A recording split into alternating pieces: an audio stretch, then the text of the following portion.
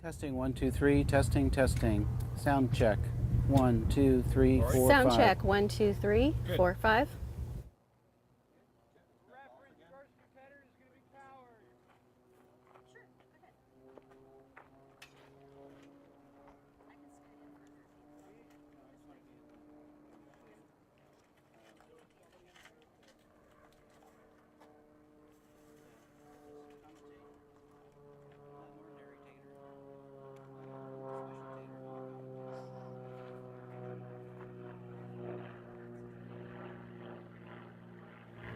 This sounds like a Panzel to me. Rob Dumovic said levels are good, right channel only.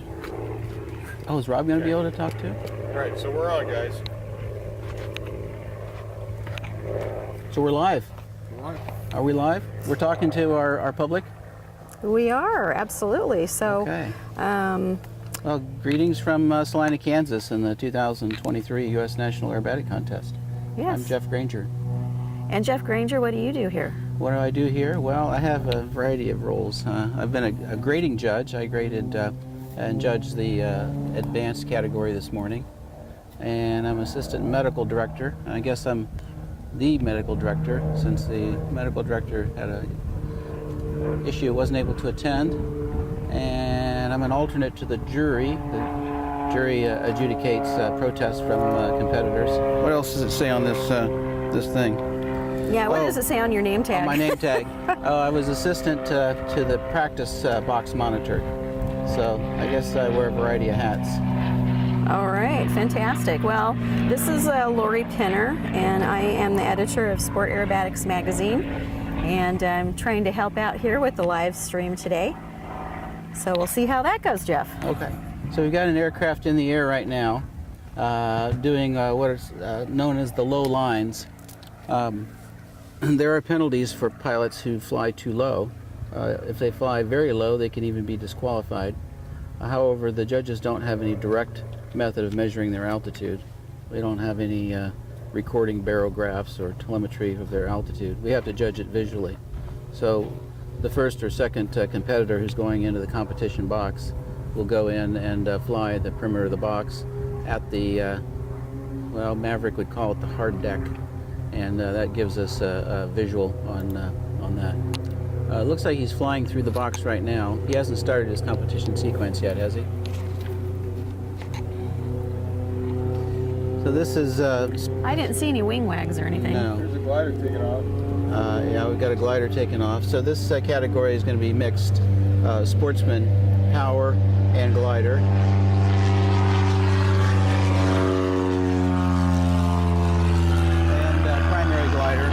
But I don't believe we have any powered primary yet today. And who's first in this category, Lori? We are in, is it Sportsman Power? Yeah. Okay. For Sportsman Power, we have at first Wayne Forbes. He's in a Panzel S330. A Panzel. That's a pretty hot airplane to be doing Sportsman. Yeah, no kidding. Do you remember the Panzel brothers? Well, I never met them, but I certainly have read a lot about them. Okay. Well, it's been quite a few years, but they used to fly the Michigan contest. Chris, I believe, was on the U.S. advanced team, and his brother Greg is a mechanic. I don't recall if he competed. They're both from southeastern Michigan, which is where I trained, up near Ann Arbor. And if memory serves me correctly, they took over and/or licensed the what was that famous builder from Collegiate, Michigan? Oh, you're really stretching my brain there, Jeff. Staudacher, John Staudacher. Ah. Okay, so Staudacher built a round of unlimited monoplanes using a laminated wood construction. So here he comes. Did I see a wing wag? So this is the first figure, is a loop. So what the judges are looking for is roundness of the loop, and he should come back and start right at the spot where he began the loop. That was figure 1. Figure 2 is a hammerhead, which begins with a 45 line and then transitions to a vertical line. Then they go to essentially 0 airspeed, put in left rudder, and the airplane pivots 180 degrees.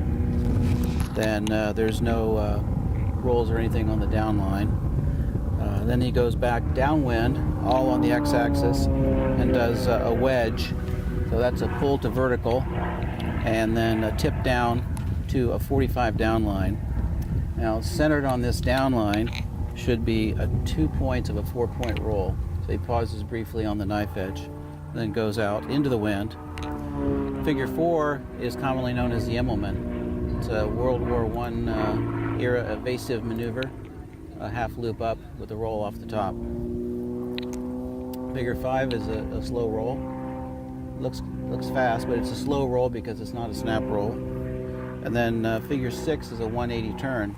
This is an aerobatic turn, which means that it has to bank at least 60 degrees, maintain a continuous altitude and a continuous turn rate. That's followed by figure 7, which is a 45-degree upline. That gains altitude and loses airspeed in preparation for figure 8, which is a spin. And this spin has to rotate 1 1/4 times, so he will end up on what we know as the y-axis, which means coming towards us or away from us. He has to draw a vertical line, at least momentarily, to satisfy the judging criteria. Then the last figure, the next figure is a Humpty Bump. It's a hesitation loop. So there's a pull to a vertical, and then there's the pull across the top, and then there's a 1/4 roll on the down line, which puts him downwind again. The final figure is a half of a Cuban 8. So he's going to pull to a 5/8 loop, then set a 45-degree down line, and center a half roll on that down line. And when he pulls out to our left, he will be done.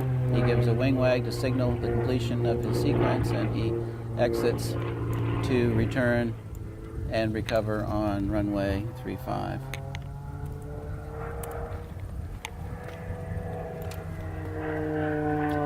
What do you think? That starts off the Sportsman category. I like the sound of the engine. Yeah, there's something special about the 6-cylinder engine. Okay, I just heard from the judging line that the next competitor is a glider. And let's see the glider list. So the first glider is a DG 1000. Gabriella Castaneda, Yes. and I believe she's Air Force. Yeah, most of the gals are. I don't think that there is a woman glider aerobatic pilot here today at all. That's a civilian. Oh, I see, a civilian. Yeah, civilian. So we have traditionally had a big presence here of the U.S. Air Force Academy. U.S. Air Force Academy, is the service academy for the Air Force located in Colorado Springs, Colorado. And they've always had a strong aerobatic glider team headed up by Colonel Mark Maticola, who's over there at the Chief Judge's table right now. They arrive several days ahead of time with their gliders and get practice in the box. Now, you might say, why would somebody who's going to fly a jet fighter or a big transport jet for the Air Force be flying gliders? Because of stick and rudder skills, right? That's correct. It's actually very traditional. That's the old European system. Back in the 1930s, the Luftwaffe used to start all their people off in gliders because forces you to learn really what the airplane is doing, not depend so much on powering your way out of it with the engine. These DG 1000s that they're flying, I wouldn't say were particularly great aerobatic gliders. Later in the day, we're going to see some gliders which are a higher performance, but they will do all these figures, the loops, the rolls, the spins. Is this a Sportsman or a primary? Let me take a look for you here on the list. I haven't. He looks like well, of course I took a picture of it and I left off whether it was primary or not. Yeah, it's Sportsman. There's 3 primary. Only 3 primaries. Right, so. Okay, well, I just heard from the Chief Judge's table that the glider is, as they say, off tow. They're towed up to altitude. They don't thermal. In fact, I don't think they're allowed to thermal in an aerobatic sequence. So No, they have to just use that old energy management That's right. technique. They don't, where we have gasoline in the tank, they have altitude. That's the potential energy that they're spending. Okay, she's in the box and doing a 45-degree upline, followed by a 1.5 turn spin. So going to close to almost stopping, given that she's going into the wind, and then putting in full rudder, which puts the airplane, and it is an airplane even though it doesn't have an engine, into a auto rotation. Wait for it, wait for it. Looks like she's almost stopped. And spinning to the right. And stopping it, hopefully on a heading, bringing her back downwind. That completes figure 2. Figure 3 is the loop, inside loop. Loop to loop, and just like our power competitors, the aircraft should come back to its starting point. Judges will downgrade for finishing high or finishing low or finishing off heading or doing a loop that looks like a stop sign. We don't want to have segments. This is a wing over. This is a glider only figure. We don't see this in power. And it's a lot of fun. It is a lot of fun. I mean, I do a lot of wing overs in aerobatic training and in upset recovery training. It's just not a figure that is a catalog figure for Right. power competition. Coming back into the wind, figure 5 is a half Cuban, just like our power competitors. A 5/8 of a loop, set the 45-degree down line, and roll, and back out into the downwind. This figure 6 is another glider-only figure. It's what's called a quarter clover. So she's going to pull to vertical and do a half loop, do a quarter roll, and then complete the loop coming out on the y-axis. Next is a 90-degree turn, again aerobatic turn, so it's banks at least 60 degrees and brings her back into the wind. Then 8 is a slow roll. These gliders roll quite slowly, and they have to descend to get some altitude, to get some speed. And that completes the last figure. So we should see a wing wag signaling the end of the sequence, and she'll be back to land, actually right in front of us. The glider runway being right in front of the judging line. All right, well, that's a nice start. 1 power, 1 glider. Do we know who's coming up next? I haven't heard anybody say anything yet. All right, so there's another glider on tow, Okay. but we don't know who's next. Okay, so We will find out soon. yeah, so if that is a glider, does it look like a fox? Does it look like a... I saw the fox take off. Okay. That would be Greg Boryev. Yes, I met him at the mixer last night. I've worked with him before. He's been my judge's assistant down at the Tequila Cup in Marana, Arizona. Ah, Nice fella, and has high aspirations to be a top-level glider competitor. So if you're going to be a top-level glider competitor, or any kind of competitor, you have to get training and coaching. right. You also got to have the right equipment. True. And these DG-1000s that the Air Force fly can get through the sequence, but they're not going to get high scores in higher categories. You're going to have to get something that is faster and has a shorter wingspan and a higher roll authority. And the Fox is a higher performance glider, I believe, made specifically for competition. Yeah, I know from what they were talking about over at the trailer over there where the United States Air Force Academy guys sit, is they're trying to get their students and their officers up to the advanced categories as much as they can, because they're trying to put in a good show so the higher ups can maybe buy them a Fox. I see. So they've got to make a good showing in these low performance gliders. Right. So the top brass will Yeah. order them. And just think what we could do if we had a Fox. We would win every one of these, right? Yeah. Well, I'm sure that it's an expensive glider. But probably costs less than some sort of air-to-air missile, huh? Probably, I would imagine. They fire those off. Okay, well, if the Air Force brass are listening in, they should buy the cadets a aerobatic glider. That would be correct. They should do that. Okay. Our videographer is scanning the skies for the tow plane and the glider. We went right through the sun last time. Yeah. So we've got great judging conditions here. Somebody was asking me on the advanced judging line, what's the best meteorologic conditions for judging? I said, well, pretty much what we have right now. It's temperatures are moderate, winds are pretty light. We've got a blue sky with some high cirrus clouds. When the sky is completely featureless, it's just all blue or all white and overcast, it's hard to judge because when you're looking at something like a hammerhead pivot, Right. you if there's no background, you don't know. Did he slide backwards? Did he slide sideways? It's really hard to say. But these are great judging conditions. Whereas we had a featureless blue sky earlier this morning, we've got some nice cirrus here to give us a background. I hear the tow plane coming in behind us. I think that the next competitor is a glider. And I don't Maddie just said something about a glider. And I don't hear a powered aircraft in the air. So Lori, you're editor of Sport Aerobatics magazine, of which I'm an occasional contributor. Would you describe me as an occasional or regular contributor?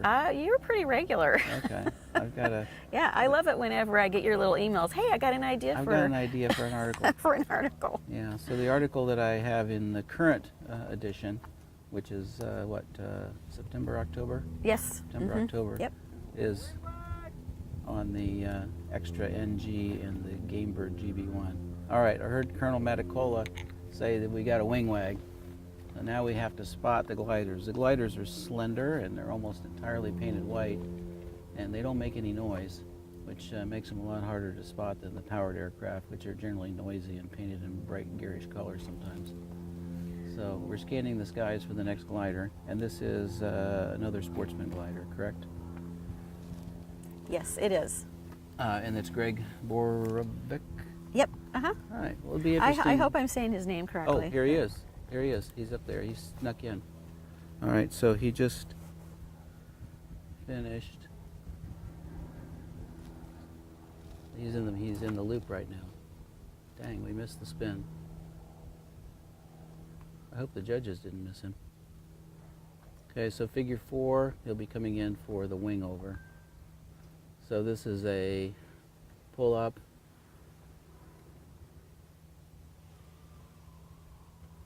And a 90-degree turn and back down.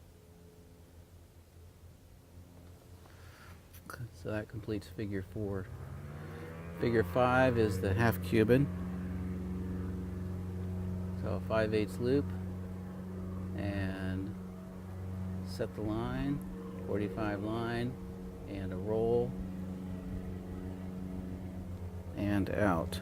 Next is the quarter clover.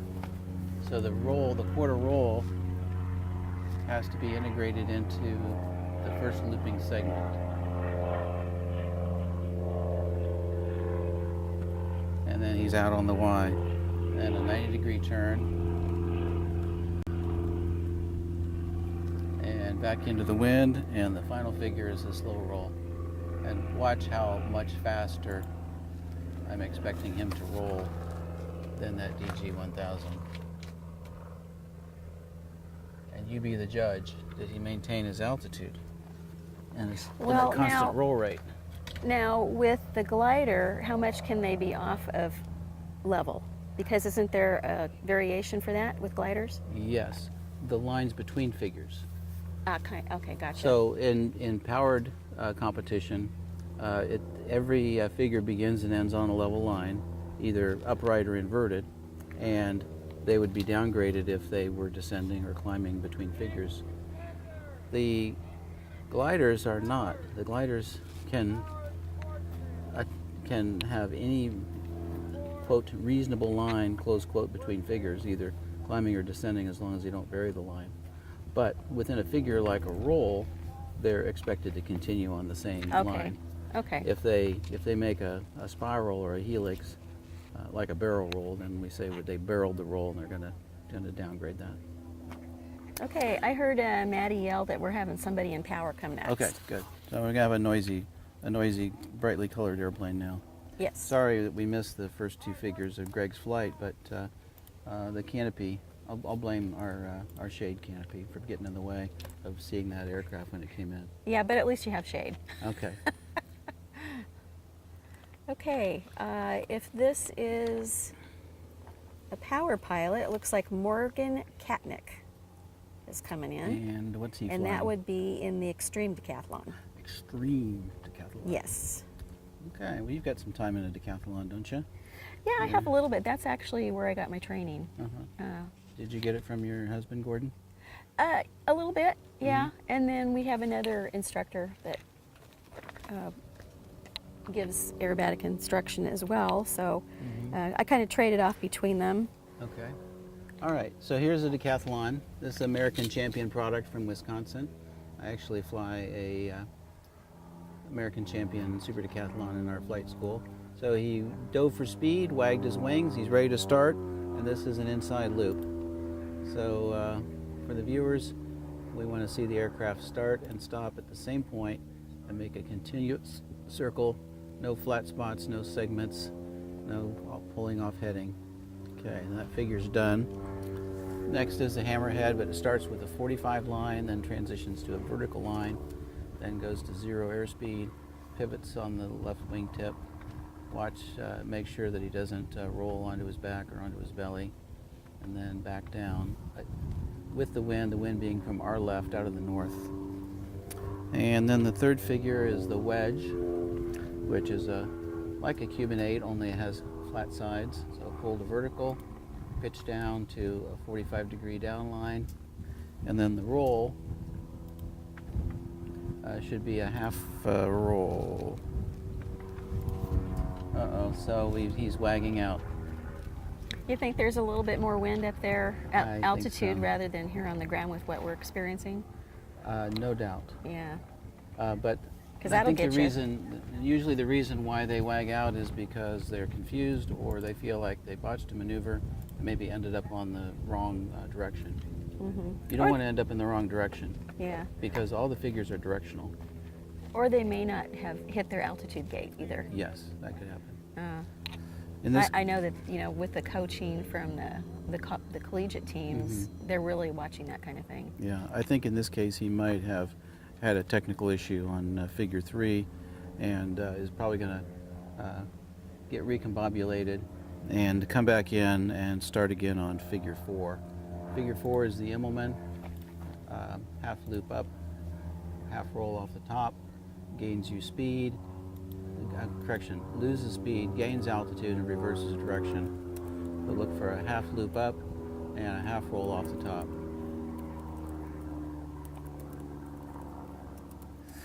Okay, figure 5 is the slow roll. Challenge here is that the Immelman lost speed, and so he's rolling slow, which, you know, less control authority when you're going slow. Figure 6 is a 180 turn.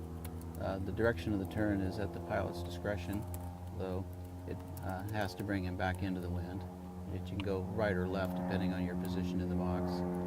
You must bank at least 60 degrees, maintain the consistent bank angle. Next is the 45 up line, which loses speed and gains altitude, similar to the Immelman, but without reversing direction, but it sets him up for the spin. The spin is a 1 1/4 and is going to bring him onto the y-axis, in this case to the east. And then the Humpty Bump. So Humpty Bump you can have rolls added to it, and in this case there's a 1/4 roll on the down line, which is going to turn him back downwind to our right. And the final figure, number 10, is on the downwind side of the box and is a half Cuban. So in contrast to the wedge, this one should show a continuous looping line. Okay. He's floated across the top, set the line, center the roll on the line, and off into the wind, and then we should see a wing wag signaling the end of the sequence, and he departs the box to contact tower for recovery back to the airport. Now let's see, they are taking off and landing on runway 35. So he is going to have to circle around, no doubt, to the left in order to get in a position for 3-5, unless he gets permission from the tower to cross over the airport. But not our concern, the judging portion is over. And that's all you really are here for, right? Yeah, well, we're just the commentators. We're not the chief judge. If he does something he shouldn't do, that's up to the judging line to correct that. So we were talking about Sport Aerobatics magazine, which is the official journal of the International Aerobatic Club, of which we're members, right? Yeah. You want to tell us a little bit about the IAC and how it relates to the EAA, or shall I? Well, that's a complicated question, but No, not actually, you know, the International Aerobatic Club started out as the precision flying division of the EAA. Okay. Way back in the late 60s. Mm-hmm. And so we've been affiliated with them for many years. Yeah. So are we a division or an affiliate? We're really more, they call us a community, Mm-hmm. and we are an affiliate in the sense that IAC is its own 501c3. Mm-hmm. So we have our own corporate structure. Right, we have our own corporate structure.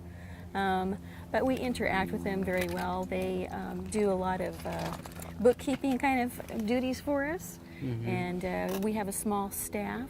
So to have somebody like that behind us with a lot more manpower is certainly advantageous.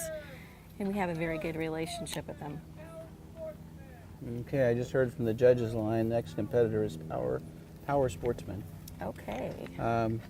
So one of the nice things about being a member of the IAC is that when you go to the EAA convention in Oshkosh, Wisconsin, each summer, known as AirVenture, we have our own pavilion, clubhouse, facility, whatever you want to call it, situated right there on the flight line. It's a very popular gathering spot. Got merchandise for sale. You can sign up and join to be a new member. Of course, we have 20 or 30 visiting aerobatic aircraft parked in front. This year, my Super Decathlon was one of those. And watch the air show every day and see all your friends, attend forums, classes, whatnot. Power Sportsman coming up next. Okay, so that should be Andrew Coughlin then. And they're also in a decathlon, and in their case, it's a super decathlon. Mm-hmm.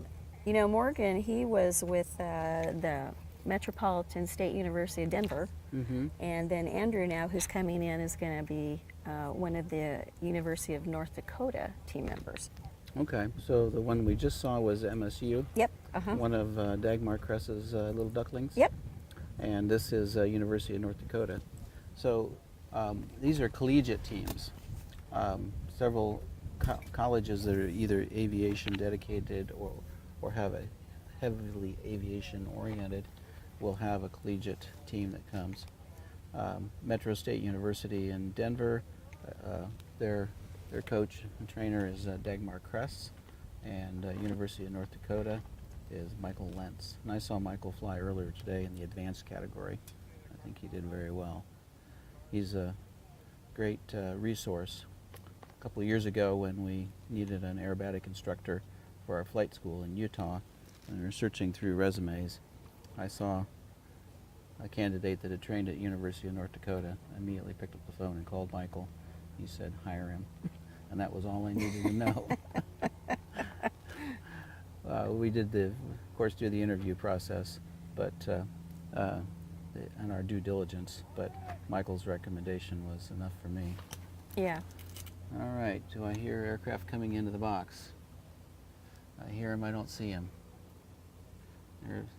The judging line are all holding clipboards up against the sun, trying to spot the airplane as it comes in. Yeah, so usually the sportsmen come in at a pretty high altitude. Okay, I hear him. Okay, here he is. Another red decathlon. They're up at the top of the box, like at 3,000 feet. Yes. Yeah. Okay, I should see the loop. First figure, loop, inside loop, plain vanilla loop, you might call it. No rolls or anything added onto the loop. Sportsman doesn't have complicated figures for the most part, unless you want to add them into your freestyle program. Then there's the 45 entry into the hammerhead. We're looking for a smooth pivot within the wingspan and another vertical line down. So this is a good end of the box reverse direction maneuver. A lot of fun too. And at the downwind end of the box is the wedge with the 2 out of 4 on the 45 down line. So set the line, center the roll, pause on the knife edge, and out to the left. Up on the upwind side of the box, figure 4. The maneuver supposedly invented by Max Immelman. And there's some controversy over that. Yeah, that's you might say that's apocryphal. Yeah. Now there's a wing wag. So the wing wag signals an interruption.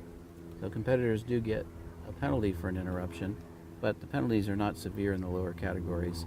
And when I'm coaching and training, I say, when in doubt, wag out. Wag out. Exactly. If you're not sure where you are, you're not sure what the next figure is, you're upset because you botched a figure, you don't know about your altitude, you want to check your oil pressure, you want to tighten your seat belts, you want to phone your mother, whatever, wag out. Yeah, there you go. Wag out. And then what that does is that just puts all the judging on hold. The judges get a drink of water, check their messages, whatever. And then when you come back in, you wag in, and you're all set to go. So I see him circling the box, but I don't see a signal yet.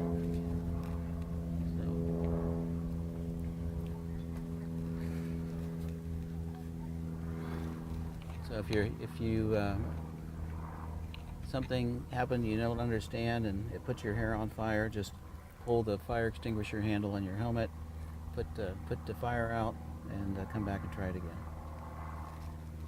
Your helmet, you do have a fire extinguisher in your helmet, don't you? Well, no. I don't even have a helmet, so I'm kind of out of luck there. Okay. I don't wear a helmet much anymore, but there's some new lightweight composite helmets coming out. Traditionally, the downside of wearing a helmet was the expense and the weight. You know, when you're pulling some G's, every ounce that is on the top of your head hurts your neck even more. But a helmet can be a big help in the event of, I had a friend who lost the canopy on his extra last year, and he was very glad he was wearing a helmet with a faceplate on. Yeah. Not so much a problem in the lower categories. So we mentioned earlier that the lower categories fly higher. That seems like an oxymoron. You know, when you start learning how to fly, they always tell you altitude is your friend. That's right. Right. Speed, you may consider speed to be life, but altitude is life insurance, as they say. That's right. Yeah. So the lower categories fly higher. So lower means lower in degree of difficulty. Correct. But and higher in terms of altitude, because every foot of altitude you have gives you a chance to correct a mistake. People say, well, you don't make mistakes when you're flying, do you? I say, well, yeah, I make mistakes all day long. That's what you do when you go up and practice. You try things, you make mistakes, but you have plenty of altitude, and you recover and you try it again until you get good at it. And most of these competitors, of course, have a coach or a trainer, but there's also a lot of solo practice. Okay, here's a wing wag, signaling the resumption. Where did he leave off? Okay, well, let's see. Last time I was talking about this, I was saying that it should be Andrew Coughlin, and he was the one before, so Jarrett Burgess. Jarrett Burgess, Yes. okay. Well, we saw a slow roll, and now he's on the 180 turn, so he just completed figure 6. That would mean the next figure would be the 45-degree upline, which is the setup for the spin. But the 45-degree upline is a separate figure, which is judged. So Doesn't have to be a long line. It can be a long line, it can be a short line. That's not part of the judging criteria. The spin is judged on auto rotation though. It has to spin. You can't just roll it. Mm-hmm. And then that goes into the Humpty Bump. Hold a vertical, Humpty across the top, and then a quarter roll on the down line. And he must roll in the correct direction, must roll to put the airplane going downwind from our left to right again. Final figure, figure 10, is the half Cuban.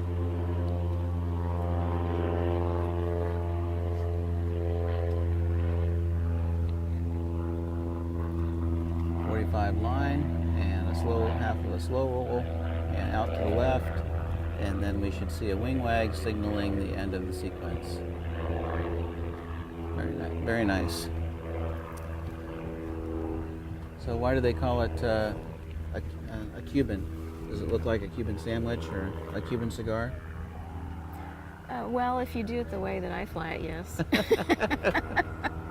Well, again, according to legend and lore in the aerobatic community, the Cuban Air Force had a demonstration team back in the 1930s, came to the national air races, and did a figure 8 in the sky, a 5/8 loop with a 45 line, followed by another 5/8 loop and a 5/8 line, and everybody exclaimed, "Look, it's the Cuban 8." And so. So that was Andrew. Jared is still on deck for Sportsman Power, but now we're doing Samuel. Okay. Okay, we just heard from the judges line that we have a glider coming up next. And who is this? And this is going to be, let's see, we had Samuel Ellenson. All right, flying the 500 Delta Golf. So no doubt Air Force cadet. correct. Maybe someday he'll be flying something with a lot more horsepower and a lot more expensive, like an F-35 or an F-22. But for now, he's flying an aircraft without an engine, learning stick and rudder skills. So we're scanning the skies for the tow plane. He's quite a ways off, so we've got dead air to fill again. We were talking about your magazine. Your excellent magazine. My excellent, with my excellent writers. Yes, and Jeff. you have I'm sure you have a large staff of paid writers, right? Oh my goodness, no. You know what's really nice though is the IAC members are very generous with their experiences and sharing them with other people. You know, we have such a good safety consciousness amongst the membership, and they like to share. You know, don't do this, don't do that, because I did that, and here's what happened. And I did this stupid thing, and yeah. now I'm going to write about it for 5,000 people to read. Right, exactly. You know, and you would think, oh man, I don't want anybody to know about that, but it's truly valuable to have something from somebody's personal experience like that. Yeah. So you don't. I was being facetious. You don't have a large staff of paid writers. Right now, I've got 0 paid writers. You're the only full-time employee of the Yep. of the magazine. Yep. Yeah. So it's a magazine which is made up largely of contributions from the readers, from Correct. the IAC members. Correct. And I mean, we do have a lot of experts here. You know, there's been people here in the club for 50, 40 years, and they certainly have a lot to share. One of my favorite writers is John Morsey. Yes. He's always giving good information. He runs a real nice training camp. And he's a Vietnam War combat veteran. Yes. Right, with over 100 missions Yep. in 100 series fighters. Right. And super nice guy, very knowledgeable, and married to my college classmate, Linda Morrissey. All right, do we have a glider up? There's the glider. Boy, they sneak up on you. Yeah, they I do. guess this is good practice for flying a stealth fighter. Huh? That's right. You could teach you how to sneak up on the judges. There's the spin.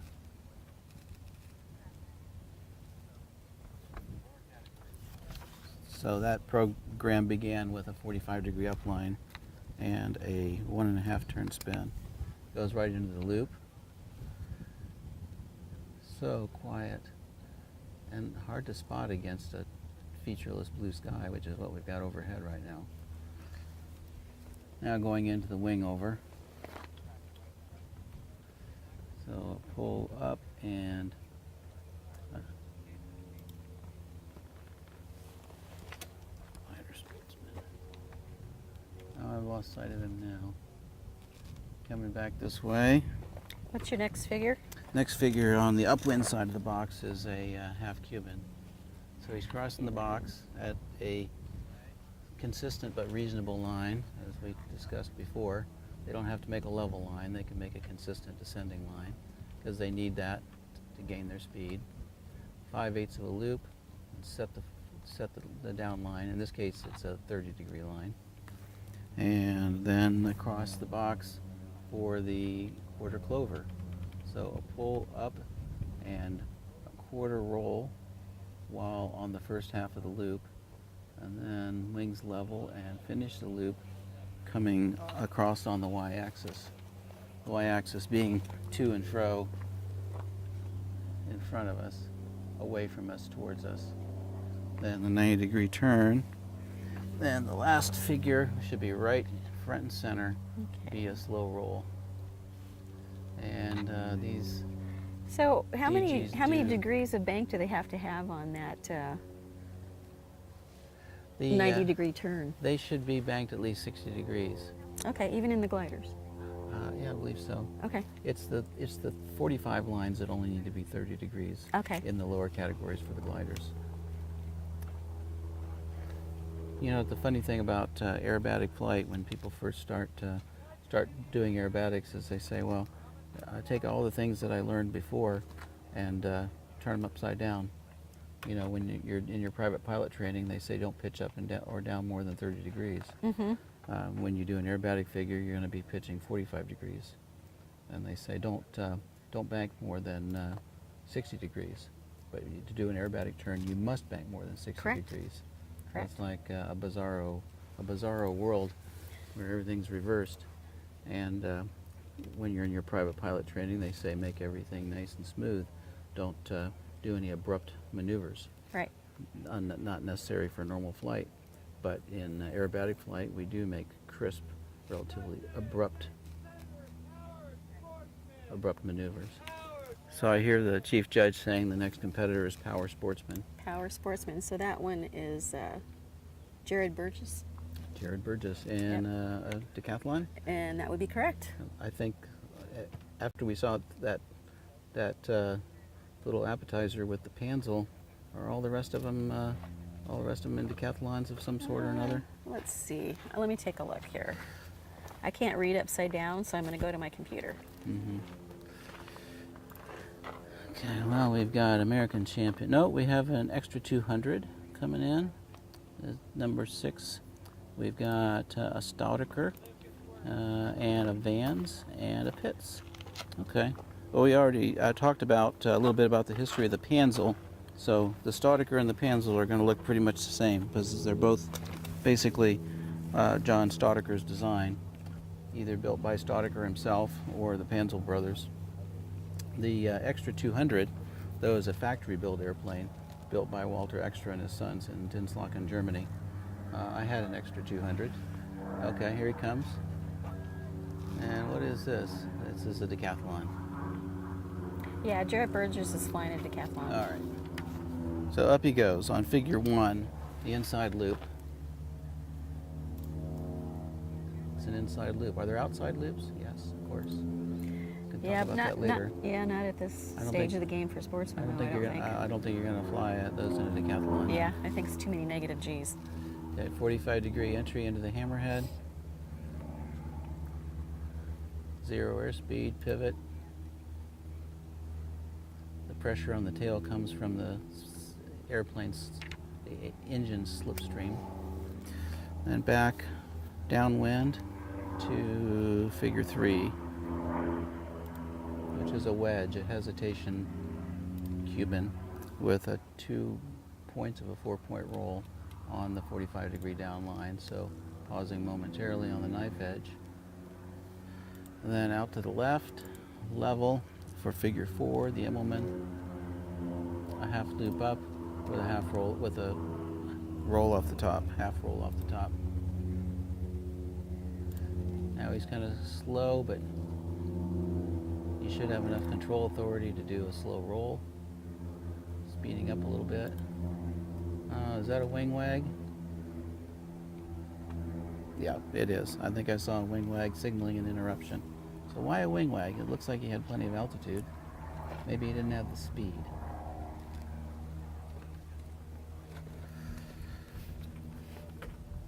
So I mentioned that a little bit later we're going to see an extra 200. So the extras come in different flavors. The first one I think was the 230 horsepower. They were built with the original concept was a carbon fiber wing and a carbon fiber tail surfaces mated to a steel truss fuselage, a big engine, big control surfaces, and they have been very popular and come to dominate aerobatic competition, especially in the higher categories. In fact, this morning in advanced, I think we saw, yesterday afternoon in unlimited, we saw entirely extra 330s SCs except for two MX aircraft. So everything's composite monoplanes. Of course, you can fly an airplane like that in any category you wish. Categories are self-selected, not obliged to do any category. There's a wing wag signaling the interruption is over, so we're looking for a slow roll. And I think he is going quite a bit faster than when he finished his Immelman. Now the 180 turn is coming to the right, a little bit over our heads. Lost sight of him there for a moment. Okay, he's coming back into the wind. Next comes the 45-degree upline. So the direction of the spin is not required by the sequence. You can spin to the right or spin to the left. And since this is a cross box correcting maneuver, the spin and Humpty combination, let's see if he spins to the right. Good guess. Alright, so that puts him on the y-axis heading away from us and going right into the Humpty bump. Now the direction of the spin now determines the direction he must roll on the Humpty, because he has to roll to continue downwind. Last figure, the half Cuban. No roll decisions to make here. He only has to roll upright on the 45-degree down line, right? He can roll right or left at his discretion. He rolled left. And he's out to the north, and should see a wing wag, and that's the end of his sequence. Have you flown in the extra, Lori? I have. You actually gave me a ride one time. In the 200 or the 300? I'm thinking it was the 200, because it was a long time ago. A long time ago. Well, yeah. Come out to Utah and we can ride you in the 300. That's right. Yeah. Well, I want to come out sometime. Well, the 200 is a nice airplane. I've heard some discussion that maybe it's a little heavy or a little underpowered, but I thought it was a tremendous airplane for me at the time. I had been competing for 5 years in my Steen Skybolt. The Skybolt was an experimental, a home built. It had an open cockpit, which is really a lot of fun for about the first 20 minutes, and then becomes exhausting. And also, at least in Ohio and Indiana, means it's at best a 6. Next competitor is glider. We heard from the judges line, next competitor is a glider. Yeah, open cockpit biplane's a lot of fun. Everybody wants to take a ride, but it's exhausting after the first 20 or 30 minutes. It's extremely cold, except for about 6 months out of the year. It's hard to communicate between the two cockpits because of the enormous amount of slipstream noise. You generally have to wear a helmet, if not a hard shell helmet, a cloth helmet. It's hard to navigate cross country, take a map out, try to look at it, and it gets ripped out of your hands. Hard to communicate on the radio. So although I had a lot of fun with that open cockpit biplane, when I transitioned into the extra 200 with a bubble canopy, it was a revelation. So much quieter and smoother and maneuverable. Also, it's a factory-built airplane, so you get factory parts and support. I just heard they're off tow. Off tow. And this Off should tow. be, if it looks like an MDM Fox 1, it should be Vivian Fletcher. Okay, and this glider Sportsman or primary? She's primary. Oh, okay. Well, I better get this primary out. We saw her fly down in Arizona in February, Okay. and she did an excellent job. All right. Well, the primary sequence is a little different. Looks like it starts with a 45-degree down line. Do you see her yet? You got eyes on her yet? Oh, yeah, I see her now. I've got eyes on the screen, and No. I can see her there. Okay, I see her. All right, that must have been the 45-degree down line. That establishes the speed needed for the quarter clover. So a loop with a quarter roll on the up line, which turns the glider 90 degrees, now on the y-axis. And then the next is a 270-degree turn. Of course, as you pointed out, this is a steep turn, 60 degrees of bank. I want to see a continuous bank angle as we go through 270 degrees. This puts her back on the x-axis going downwind, sets up for figure 4, which is a slow roll, rolling to the left, back to wings level, and then a wing over. There's a 180-degree climbing and then descending turn. Fun maneuver. I do this a lot in the powered aircraft as part of upset recovery and getting people used to steeper bank angles and higher pitch angles, although it's not in the aerobatic catalog for power. And then last is the inside loop.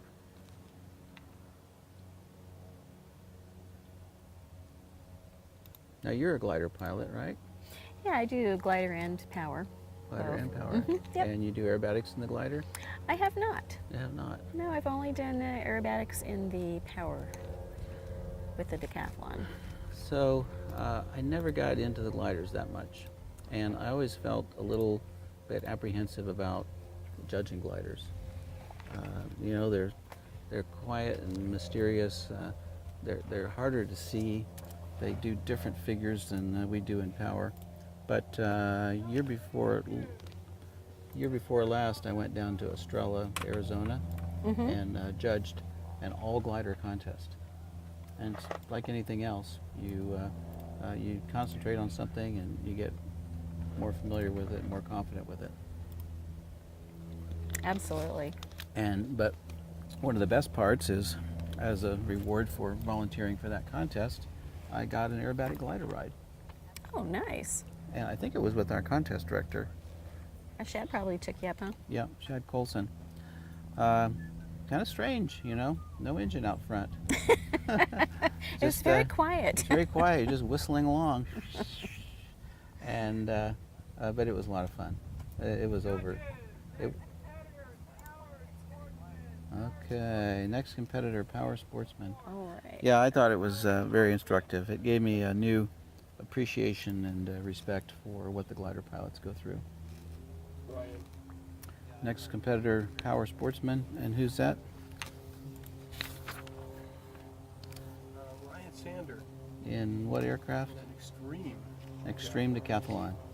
Well, they call it the Extreme Decathlon. I don't think it's extremely different from the Super Decathlon. Super Decathlon is significantly different from the stock Decathlon.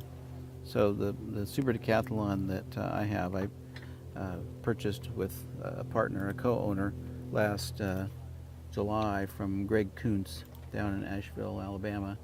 Greg's an American champion dealer, instructor, an air show pilot, and this was a 2005 model with about 750 hours on it. Really in great shape, and we purchased it to jumpstart and improve the aerobatic program at our flight school. So we're scanning the skies. Where is that Extreme Decathlon? Does anybody hear it? I feel like I hear something, but I don't know There's not which a direction it's coming There's from. not a glider sneaking in on us. I don't think so. No, I don't see him. Don't see him. Well, the Super Decathlon is a significant improvement from the stock Decathlon. I think the stock, didn't your husband have a stock Decathlon? Yes, 150 horsepower. 150 horsepower. Did it have a constant speed propeller? Yep. Yeah. So great performing little airplane, but the Super Decathlon has 180 horsepower with the constant speed propeller, and a significant more horsepower and performance. It was quite an adjustment for me flying the Decathlon. You know, most aerobatic pilots seem like they have spent a lot of time in a Decathlon in their early years. I did not. I went from the Skybolt biplane to the Extra and kind of skipped the Decathlon step. Coming back to the Decathlon was the learning experience. Gave me. You have to use a little bit more muscle. Yeah, I start working out, lifting some weights. Not so light on the controls as the Extra. Sometimes required 2 hands for rolling maneuvers, and a lot more rudder, and a lot more respect for energy management. Again, just like we mentioned with gliders flying, cadets flying gliders, forces them to learn stick and rudder skills. I had to learn energy management all over again. Okay, I see a red Decathlon diving into the box and doing a wing wag. So he's getting ready for figure number 1, which is in the center box, is a inside loop. This requires about a 3.5 to 4 G pull, transitioning to almost 0 G over the top, and then back to the same G pull that you started at the end. And that finishes figure 1. Figure 2 is the hammerhead with the 45-degree entry, so they have to show a distinct 45 line before transitioning to the vertical line. The length of the lines is not judged, but they have to show 2 distinct lines before the pivot. Then after the pivot, there's only a single line, a vertical line, coming back, reversing direction. That sets up for, on the downwind side of the box, figure 3, which is a wedge, sometimes known as a shark tooth, a vertical line, a short radius down to a 45-degree inverted down line, 2 points of a 4-point roll. Judge wants to see the roll centered on that line. Going back into the wind for the Immelman, a half loop up and a half roll off the top. Okay. Then the slow roll, usually done to the left. The airplane rolls a little bit easier to the left because of the torque of the propeller. Then that goes into the 180-degree turn. We want to see at least a 60-degree bank and a consistent bank angle and a steady turn rate, no change in altitude. Coming back into the wind, and then the 45-degree upline, which sets up for the spin.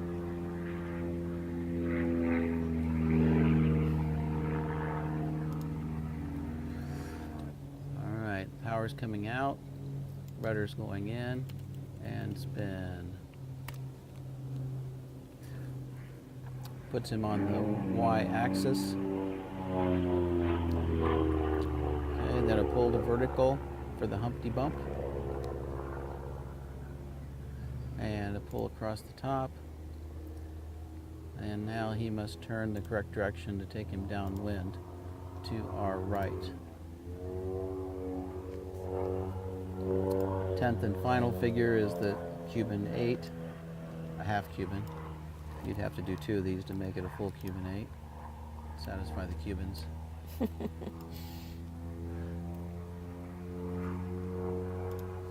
Alright, and a level line and done. Give us a wing wag. There we go. Saying goodbye. Alright, how are we doing so far? About halfway through the category? No, not really. Not really. Yeah, I would say a third of the way through. Okay. You might end up having to pay me overtime for this. That'll be quite an increase in your zero pay. Yeah, well, that's another cheeseburger. I just work for cheeseburgers. Oh my goodness. So we're with you from the 2023 U.S. National Aerobatic Contest in Salina, Kansas, sponsored by well, I shouldn't say sponsored by, arranged by, done by, scheduled by, what would you call it? The organizers. Organizers by the International Aerobatic Club, of which we are members. Lori Penner is the editor of the official organ of the organization, the Sport Aerobatics magazine, and I'm a retired surgeon who likes to fly, and I come to these contests to judge and assist and see all my friends. And I come because I'm a glutton for punishment. Yeah. Well, you also develop a lot of content here, don't you? I think you told me once that you get enough content here to last you half a year for the magazine. Yeah, you develop a lot of good contacts, that's for sure. But really, it feels very much like a family. Mm-hmm. I've known so many of these people for over 20 years now, so it's they're my more favorite relatives than my natural relatives. Okay, the glider is off tow, and I hear Colonel Maticola saying this is glider Sportsman. So let me get my correct sequence in front of me so I don't call a wrong figure for you. So diving into the box, gaining speed for a 45-degree upline.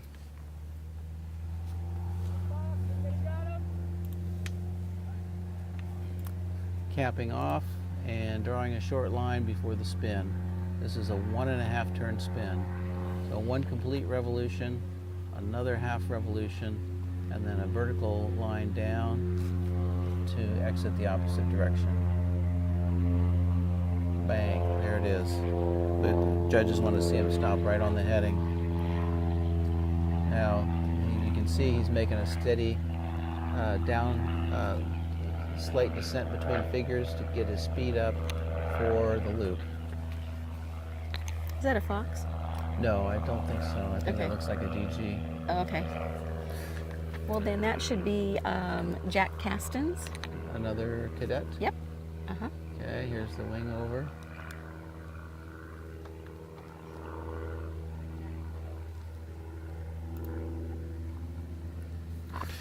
Coming back to our left for figure 5, which is the half Cuban. 5/8 of a loop. Nice, consistent, slight descent between figures to keep his speed up, because that's the only source of his energy, his smash. He's converting his potential energy to kinetic energy. This is a real physics lesson. I was never good at physics. Never good at physics? It's everything about the world is physics. So that was a quarter clover, quarter roll on the first half of the loop. Now he's on the y-axis, so we're going to get a 90-degree turn to his right, our left. The judge wants to see the bank angle established before the turn, and then the turn stop, and then the bank angle rolled out. Here's the slow roll. And that completes the sequence. There's a wing wag saying goodbye. We'll wave goodbye.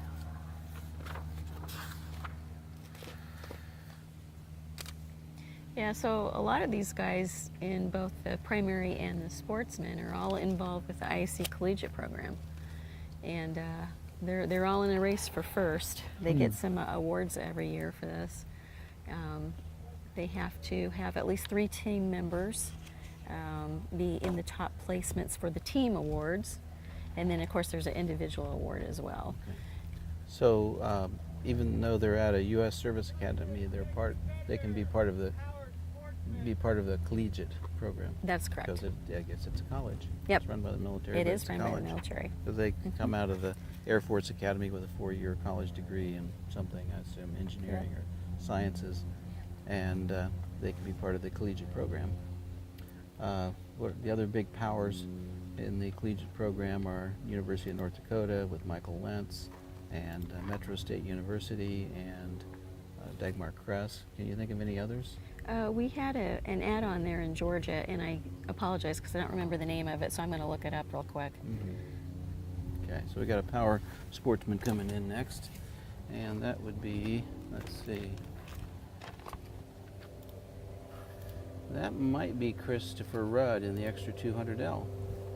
One of my personal favorites because I used to have an Extra 200. Very similar to the 300L, a little smaller, 2 seats though, but a 4-cylinder engine.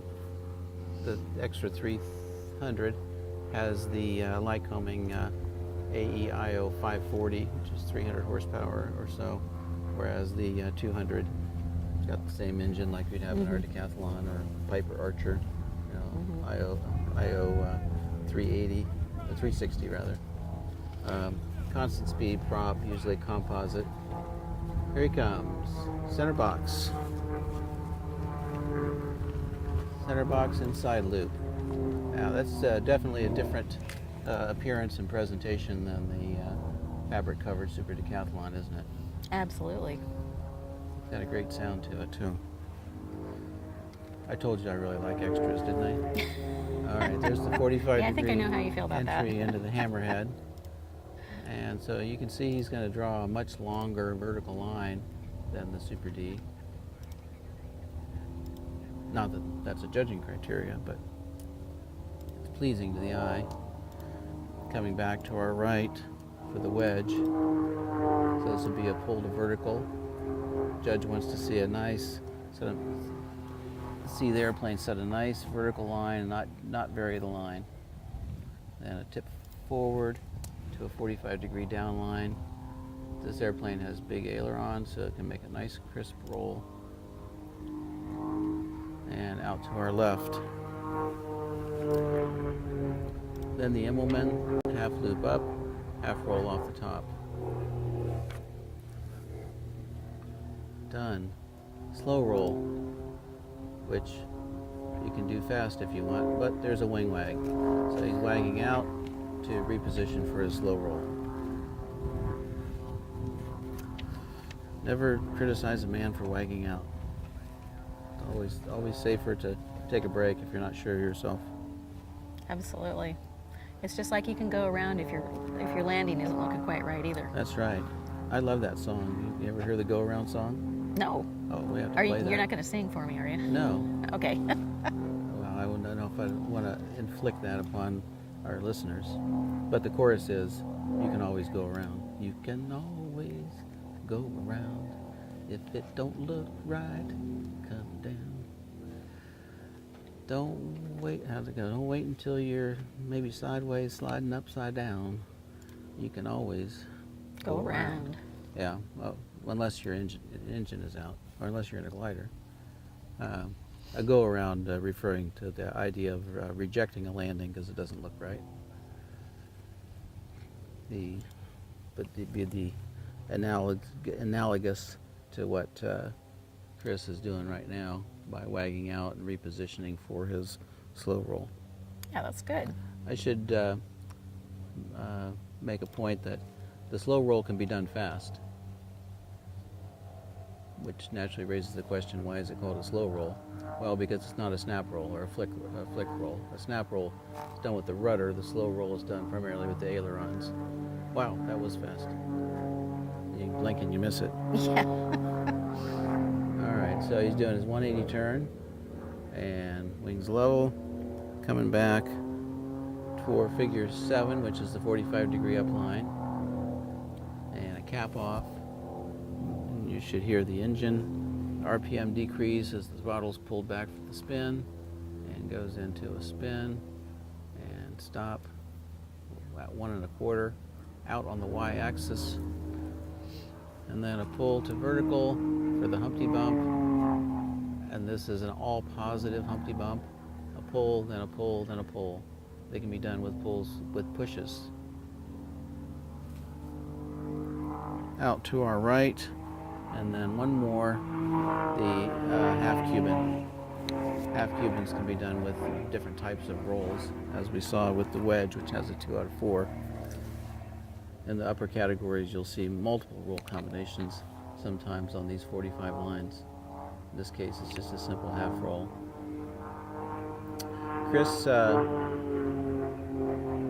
Chris is an A&P mechanic, and I mentioned earlier that my partner and I had purchased a Super Decathlon for use at our flight school.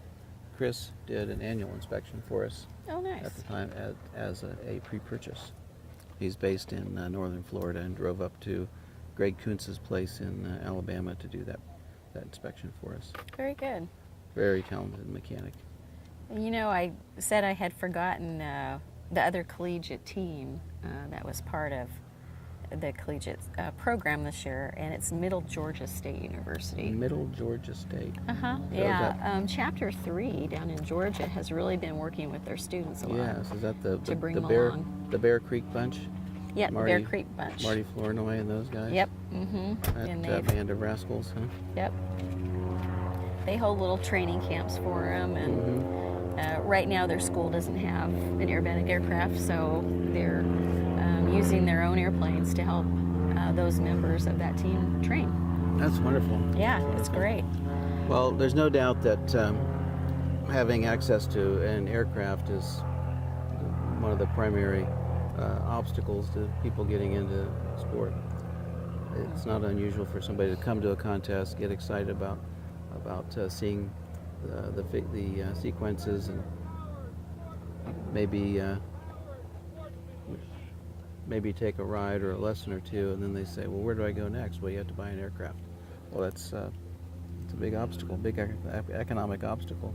So if you can find a flying club or a co-ownership arrangement that has access to an aircraft, that can help. Right. Or in the case of our flight school in Provo, Utah, we have the Super Decathlon available for dual flight instruction. Now, it's not available for solo rental to take to a contest, but you could take it to a contest with one of your instructors as a safety pilot.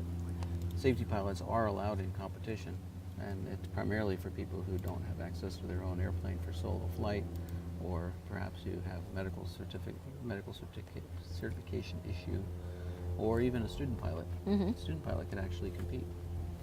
We do have one young lady in our club who is a student pilot and who has competed. So we've got an aircraft on the base leg for entry into the box, and I see him coming in. It looks like another Decathlon, and that would be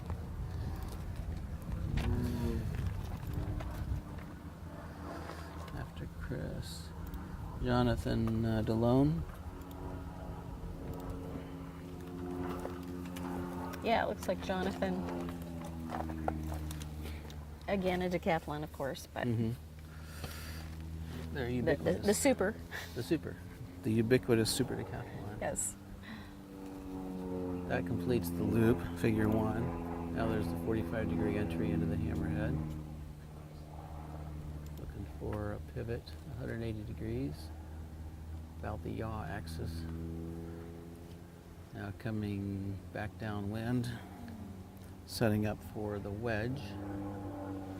Same pitch, same 5/8 pitch change as a half Cuban, but with a flat sides to it. A vertical line and a tip down to the 45-degree down line. 2 points of a 4-point roll. Out, down, out into the wind. On the upwind side of the box, the Immelman. Half roll off the top. Slow roll. Figure 5, slow roll. Slow roll. Okay, he did not take a break. He went right into his roll. Just let it accelerate a little bit. Okay, then the 180-degree turn.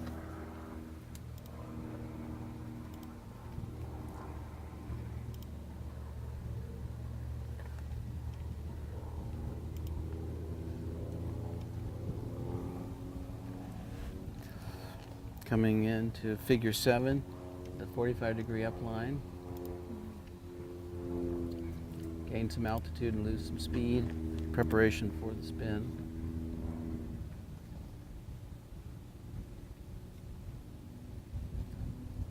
Stop on a 1 1/4 turn.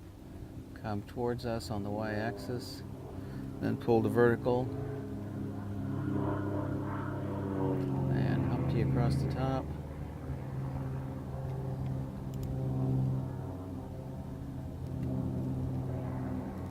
Turn to the left to go back downwind. And then the half Cuban will complete this series.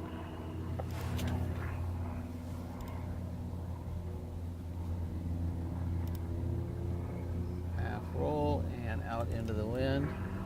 Let's see a wing wag. There we go, waving goodbye. All right, that was Jonathan, and who's on deck? On the on-deck circle. I didn't hear if they said what's coming next. Are we having a glider or are we having a power aircraft?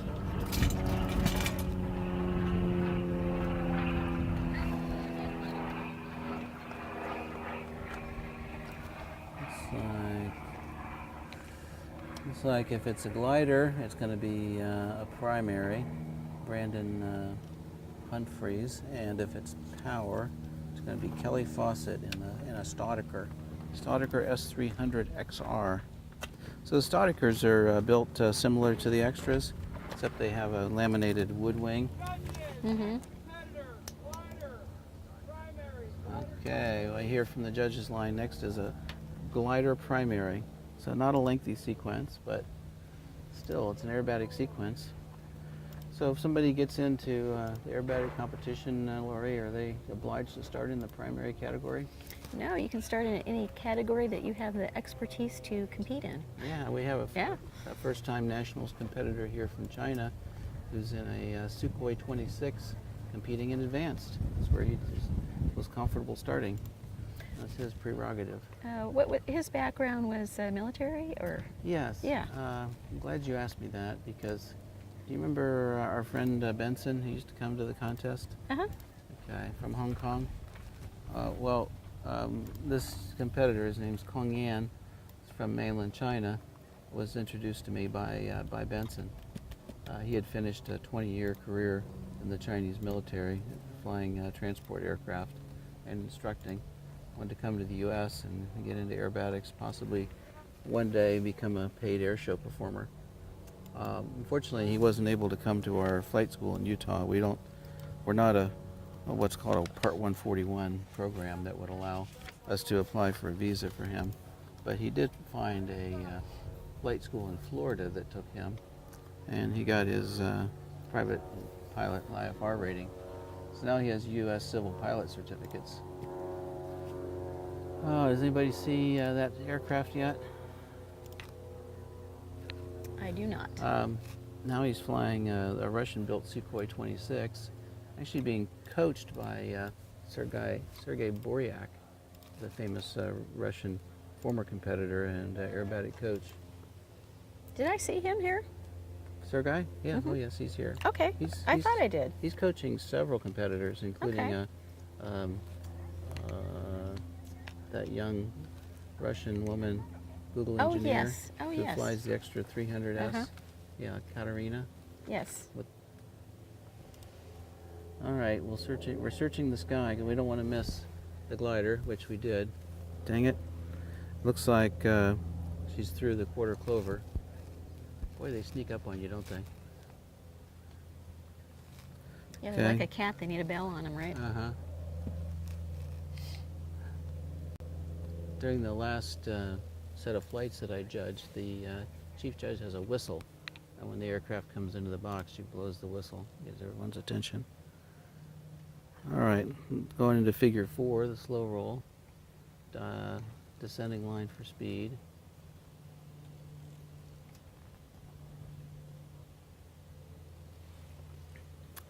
Okay, and then after completing the slow roll, the wing over. So climbing, then descending 180-degree turn.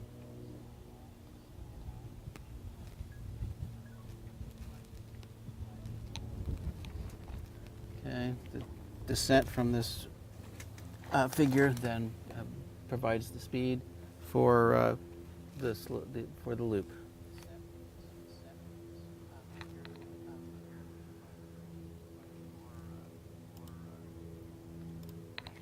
Nice continuous pitch change all the way around. No rolls, no yaw.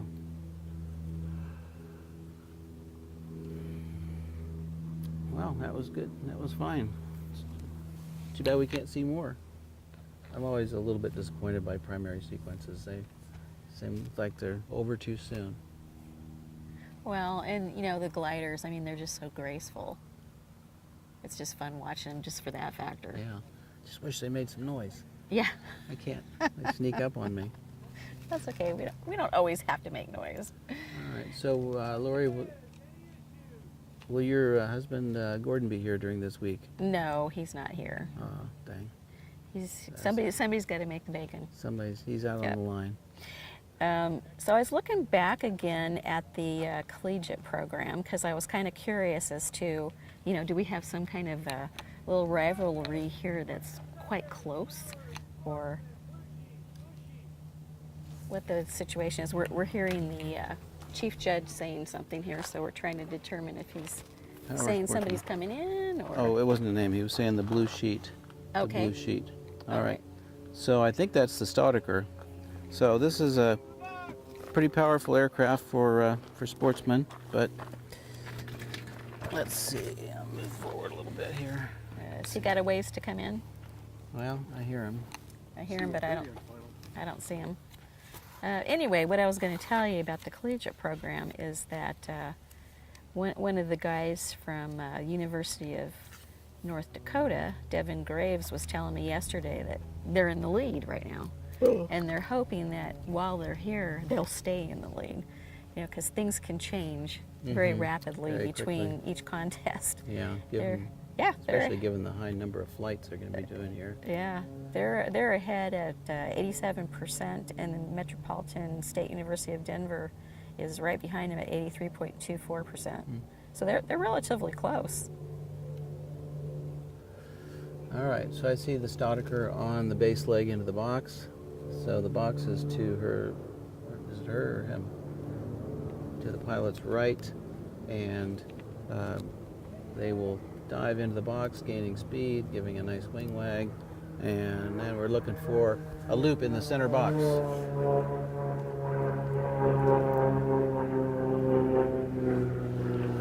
I'm judging, I always put my finger up on the sky at the point where the loop started to see if they come back to the same spot. Because, you know, the judging criteria is that they have to return to the same altitude. And how'd they do? Oh, I'm not allowed to comment. Oh, okay. There's the 45-degree entry into the hammerhead. Now, what kind of thing is the judge looking for on a hammerhead? Yeah, the airplane has to pivot within its wingspan, basically. And you get, if they're offset a wingspan, there's a certain number of points penalties for each wing length. And they can't rotate onto their back or onto their belly. They have to pivot right in that plane, a perfect yaw motion. There's the 2 out of 4. Coming in for figure 4, which is the Immelman. Half loop up and a half roll off the top.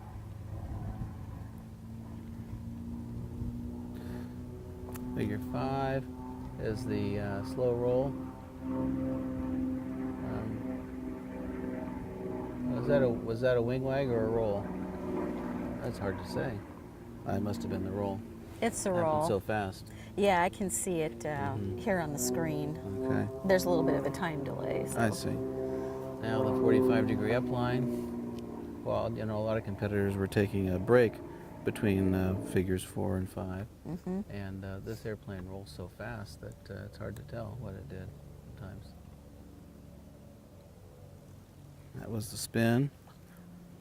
Coming out on the y-axis to start the Humpty Bump.